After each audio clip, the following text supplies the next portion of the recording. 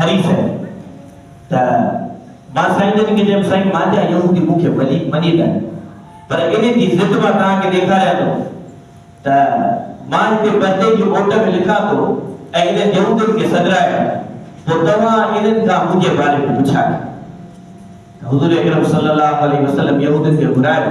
हज़रत अब्दुल्लाह इब्न सलाम जेको आहे उहो बदे जे पोयां लिखियो बीठो त साईं जन यहूदियुनि खां पुछायो त ॾियो त हवाल अब्दुल्लाह इब्न सलाम तव्हां मां कीअं त चवण लॻा साईं वॾो आलिम आहे, आलिम जो पुटु आहे ऐं वॾो साले इंसान आहे। यानी तारीफ़ करणु शुरू कयो।